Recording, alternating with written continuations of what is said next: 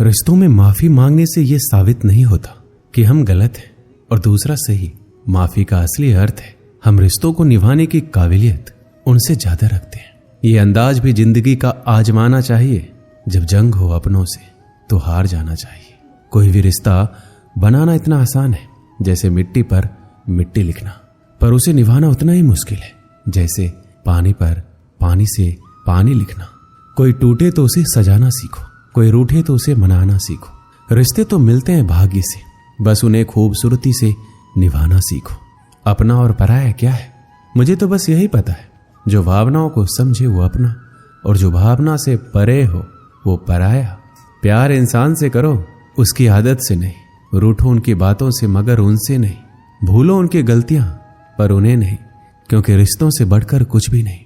जो दूर रहकर भी पास हो वो अपना, और जो पास रहकर भी दूर हो वो पराया। एक चाहत होती है अपनों के साथ जीने की, वरना पता तो हमें भी है कि मरना अकेले ही है। 1 मिनट लगता है रिश्तों का मजाक उड़ाने में, और सारी उम्र बीत जाती है एक रिश्ते को बनाने में। मित्रता एवं रिश्तेदारी सम्मान की नहीं, भाव की भूखी होती है। बशर्ते लगाव दिल से होना चाहिए, दिमाग से नहीं। दुनिया का सबसे बेहतरीन रिश्ता वही होता है जहां एक हल्की सी मुस्कुराहट और छोटी सी माफी से जिंदगी दोबारा पहले जैसी हो जाती है। कुछ रिश्ते बस ऑनलाइन होते हैं, जो नेट बंद होते ही टूट जाते हैं। सख्त हाथों से भी फिसल जाती है कभी नाजुक उंगलियां। रिश्ते जोर से नहीं, प्यार मोहब्बत से पकड़े जाते हैं। तेरा मेरा रिश्ता जज्बात से जुड़ा है, ये वो संगम है जो बिन मुलाकात से जुड़ा है। रिश्तों को शब्दों का मोहताज ना बनाइए। अगर अपना कोई खामोश है तो खुद ही आवाज लगाइए। मिलना बिछड़ना नसीब की बात है, ये वो बंधन है जो तेरी खुशी और मेरी चाहत के एहसास से जुड़ा है। रिश्ते कभी जिंदगी के साथ साथ नहीं चलते, रिश्ते एक बार बनते हैं फिर जिंदगी रिश्तों के साथ साथ चलती है। जरूरी नहीं कि सारे सबक किताबों से ही सीखे जाए, कुछ सबक जिंदगी और रिश्ते सिखा देते हैं। रिश्ता दिल से होना चाहिए, शब्दों से नहीं। नाराजगी शब्दों में होनी चाहिए, मन में नहीं। हर रिश्ते में अमृत बरसेगा, शर्त इतनी है शरारतें करो पर साजिशें नहीं। कुछ लोग पिघलकर मोम की तरह रिश्ते बनाते हैं और कुछ लोग आग बनकर उन्हें जलाते ही जाते हैं। रिश्ते तो वो बड़े नहीं होते जो जन्म से जुड़े होते हैं, रिश्ते वो बड़े होते हैं जो दिल से जुड़े होते हैं। वक्त, दोस्त और रिश्ते ये वो चीज है जो हमें मुफ्त मिलती है, मगर इनके बेशकीमती होने का एहसास तब होता है जब ये कहीं खो जाती है। किसी भी रिश्ते को तोड़ने से पहले एक बार अपने आप से जरूर पूछ लीजिएगा कि आज तक इस रिश्ते को क्यों निभा रहे थे। रिश्ते अगर मजबूर हो तो वो रिश्ता ज्यादा दिन तक नहीं टिकता, इसलिए रिश्ते को मजबूत बनाइए, मजबूर नहीं। जो रिश्ता हमको रिला दे उससे गहरा रिश्ता कोई नहीं, जो रिश्ता रोते हुए छोड़ दे उससे कमजोर रिश्ता कोई नहीं। अपने रिश्तों और पैसों की कद्र एक समान करें। दोनों को कमाना मुश्किल है लेकिन गंवाना बहुत आसान। बुरे वक्त में जो भी रिश्ता निभाए उससे बढ़कर कोई रिश्ता नहीं। रिश्तों का संबंध सिर्फ रक्त से नहीं होता, जो मुसीबत में हाथ थाम ले उससे बड़ा कोई रिश्ता नहीं होता। हर रिश्ते में विश्वास रहने दो, जुबान पर हर वक्त मिठास रहने दो। रिश्ता वो नहीं जिसे दुनिया को दिखाया जाए, सच्चा रिश्ता वो है जिसे दिल से निभाया जाए। कभी वो ना मिलने आए तो तुम चले जाया करो, ये रिश्ते हैं कोई व्यापार नहीं। एक अच्छा रिश्ता तब होता है जब कोई आपके अतीत को स्वीकार करे, आपके वर्तमान का समर्थन करे और आपके भविष्य को प्रोत्साहित करे। चाहे मित्रता हो या संबंध, सभी बंधन विश्वास पर ही निर्मित होते। इसके बिना आपके पास कुछ भी नहीं। 3 चीजें जो मैं एक रिश्ते में चाहता हूं: आंखें जो ना रोए, होठ जो झूठ ना बोले और प्यार जो ना मरे। सभी रिश्तों का एक नियम है, जिस व्यक्ति से आप प्यार करते हैं उसे कभी भी अकेला महसूस ना करने दें, खासकर जब आप वहां हो। मिलना बिछड़ना तो सब किस्मत का खेल है, कभी नफरत तो कभी दिलों का मेल है।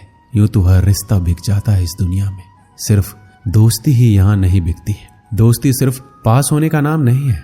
अगर तुम दूर रहकर भी हमें याद करो, इससे बड़ा हमारे लिए कोई इनाम नहीं। दोस्ती करो हमेशा मुस्कुरा के, किसी को धोखा ना दो अपना बना के। कर लो याद जब तक हम जिंदा है, फिर ना कहना चले गए दिल में यादें बसा के। दोस्ती में ताकत है समर्थ को झुकाने की, बाकी सुदामा में कहां ताकत थी श्री कृष्ण से पैर धुलवाने की। सवाल पानी का नहीं प्यास का है, सवाल मौत का नहीं सांस का है। दोस्त तो बहुत है दुनिया में, मगर सवाल दोस्ती का नहीं विश्वास का है। एक चाहत है तेरे साथ जीने की, वरना पता तो हमें भी है कि मरना तो अकेले ही है। जिंदगी में बहुत सारे दोस्त बनाना कोई खास बात नहीं है, लेकिन एक ही दोस्त के साथ जिंदगी भर दोस्ती निभाना ये खास बात है। उसके कर्जदार और वफादार रहिए जो आपके लिए अपना वक्त देते हैं, वरना अंजाम की खबर तो कर्ण को भी थी, लेकिन बात दोस्ती निभाने की थी। भूला नहीं हूं किसी को कि मेरे भी बहुत अच्छे दोस्त हैं इस जमाने में, बस थोड़ी सी जिंदगी उलझ पड़ी है 2 वक्त की रोटी कमाने में। अपने दुश्मन को 1000 मौके दो कि वो आपका दोस्त बन जाए, लेकिन अपने दोस्त को एक भी ऐसा मौका ना दो कि वो आपका दुश्मन बन जाए। जब दोस्त तरक्की करे तो गर्व से कहना कि वो मेरा दोस्त है, और जब दोस्त परेशानी में हो तो गर्व से कहना कि मैं उसका दोस्त हूं।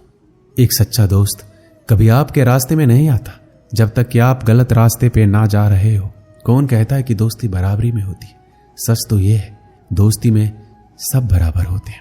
अनुभव कहता है कि एक वफादार दोस्त 1000 रिश्तेदारों से बेहतर होता है। एक दोस्त के साथ अंधेरे में चलना अकेले रोशनी में चलने से कहीं बेहतर है।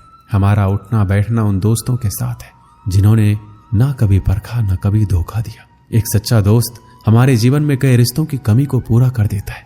ऐसे में हमारा भी ये दायित्व है कि हम भी अपने दोस्त के साथ हमेशा कंधे से कंधे मिलाकर खड़े रहें। दोस्ती की गाड़ी में 2 पहिए होते हैं, और एक भी पहिया अगर रास्ते से भटकता है तो इस गाड़ी को टूटने में वक्त नहीं लगता। इसीलिए आप किसी भी हाल में अपनी दोस्ती के गाड़ी के दोनों पहियों को संभाल कर रखिए। अगर आपकी दोस्ती में कोई भी छोटी मोटी गलतफहमी भी आती है तो भी अपने दोस्त को रूठ कर जाने मत दीजिए। एक आदमी मंदिर में सेवक था। उसका काम मंदिर की साफ सफाई करना था। भक्तों और श्रद्धालुओं द्वारा दिए गए दान में से थोड़ा बहुत उसे मंदिर के पुजारी द्वारा दे दिया जाता। इसी से उसका गुजर बसर चल रहा था। वो अपनी जिंदगी से बहुत परेशान और दुखी था। मंदिर में काम करते करते वह दिन भर अपनी जिंदगी को लेकर शिकायतें करता रहता। एक दिन शिकायत करते हुए भगवान से बोला, भगवान जी, आपकी जिंदगी कितनी आसान है, आपको बस एक जगह आराम से खड़े रहना होता है। मेरी जिंदगी को देखो, कितनी कठिन जिंदगी जी रहा हूं मैं। दिन भर कड़ी मेहनत करता हूं, तब 2 रोटी नसीब हो पाती है। काश मेरी जिंदगी भी आपकी तरह होती। उसकी बात सुनकर भगवान बोले, तुम जैसा सोच रहे हो वैसा नहीं है। मेरी जगह रहना बिल्कुल आसान नहीं है। मुझे बहुत सारी चीजें देखनी पड़ती है, बहुत सी व्यवस्थाएं करनी पड़ती है। यह हर किसी के बस की बात नहीं है। मंदिर का सेवक बोला, भगवान जी, कैसी बात कर रहे हैं आप?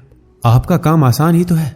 आपकी तरह मैं भी दिन भर खड़े रह सकता हूं, इसमें कौन सी बड़ी बात है? भगवान बोले, तुम नहीं कर पाओगे। इस काम में बहुत धैर्य की आवश्यकता पड़ती है। मंदिर का सेवक जिद करने लगा, मैं जरूर कर पाऊंगा। आप मुझे एक दिन अपनी जिंदगी जीने दीजिए। आप जैसा बताएंगे मैं वैसा ही करूंगा। उसकी जिद के आगे भगवान मान गए और बोले, ठीक है, आज पूरा दिन तुम मेरी जिंदगी जियो, मैं तुम्हारी जिंदगी जीता हूं, लेकिन मेरी जिंदगी जीने के लिए तुम्हें कुछ शर्तें माननी होगी। सेवक बोला, मैं हर शर्त मानने को तैयार हूं भगवान जी। ध्यान से सुनो, मंदिर में दिन भर बहुत से लोग आएंगे, तुमसे बहुत कुछ कहेंगे, कुछ तुम्हें अच्छा बोलेंगे, कुछ बुरा। तुम्हें हर किसी की बात चुपचाप एक जगह मूर्ति की तरह खड़े रहकर धैर्य के साथ सुननी है और उन पर कोई प्रतिक्रिया नहीं देनी है। सेवक मान गया। भगवान और उसने अपनी जिंदगी एक दिन के लिए आपस में बदल ली। सेवक भगवान की जगह मूर्ति बनकर खड़ा हो गया। भगवान मंदिर की साफ सफाई का काम निपटा कर वहां से चले गए। कुछ समय बीतने के बाद मंदिर में एक धनी व्यापारी आया। भगवान से प्रार्थना करते हुए बोला, भगवान जी, मैं एक नई फैक्ट्री डाल रहा हूं, मुझे आशीर्वाद दीजिए कि यह फैक्ट्री अच्छी तरह से चले और मैं इससे अच्छा मुनाफा कमाऊं। प्रार्थना करने के बाद वह प्रणाम के लिए नीचे झुका तो उसका बटुआ गिर गया। जब वहां से जाने लगा तो भगवान की जगह खड़े मंदिर के सेवक का मन हुआ कि उसे बता दे उसका बटुआ गिर गया है, लेकिन शर्त के अनुसार उसे चुप रहना था, इसलिए वह कुछ नहीं बोला, खामोश खड़ा रहा। इसके बाद एक गरीब आदमी वहां आया और भगवान से बोला, भगवान जी, बहुत गरीबी में जीवन काट रहा हूं, परिवार का पेट पालना है, माँ की दवाई की व्यवस्था करनी है, समझ नहीं पा रहा हूं इतना सब कुछ कैसे करूं। आज देखो मेरे पास बस 1 रुपया है, इससे मैं क्या कर पाऊंगा? आप ही कुछ चमत्कार करो, मेरे लिए धन की व्यवस्था कर दो। प्रार्थना करने के बाद जैसे ही वह जाने को हुआ, उसे नीचे गिरा व्यापारी का बटुआ दिखाई दिया। उसने बटुआ उठा लिया और भगवान को धन्यवाद देते हुए बोला, भगवान जी, आप धन्य हैं, आपने मेरी प्रार्थना इतनी जल्दी सुन ली। इन पैसों से मेरा परिवार कुछ दिन भोजन कर सकता है, माँ की दवाई की भी व्यवस्था हो जाएगी। भगवान को धन्यवाद देकर वहां से जाने लगा। तब भगवान बने मंदिर के सेवक का मन हुआ कि उसे बता दे कि वह बटुआ तो व्यापारी का है, उसे मैंने नहीं दिया, वो जो कर रहा है वह चोरी है। लेकिन वह चुप रहने के लिए विवश था, इसलिए मन मारकर चुपचाप खड़ा रहा। मंदिर में आने वाला तीसरा व्यक्ति एक नाविक था। वह 15 दिन के लिए समुद्री यात्रा पर जा रहा था। भगवान से उसने प्रार्थना की कि उसकी यात्रा सुरक्षित रहे और वह सकुशल वापस आ सके। वह प्रार्थना कर ही रहा था कि धनी व्यापारी वहां आ गया। वह अपने साथ पुलिस भी लेकर आया था। नाविक को देखकर वह पुलिस से बोला, मेरे बाद यह मंदिर में आया है, इसने जरूर ही मेरा बटुआ चुराया होगा, आप इसे गिरफ्तार कर लीजिए। पुलिस नाविक को पकड़कर ले जाने लगी। भगवान बने आदमी को अपने सामने होता यह अन्याय सहन नहीं हुआ। शर्त अनुसार उसे चुप रहना था, लेकिन उसे लगा कि यह बहुत गलत हो चुका है।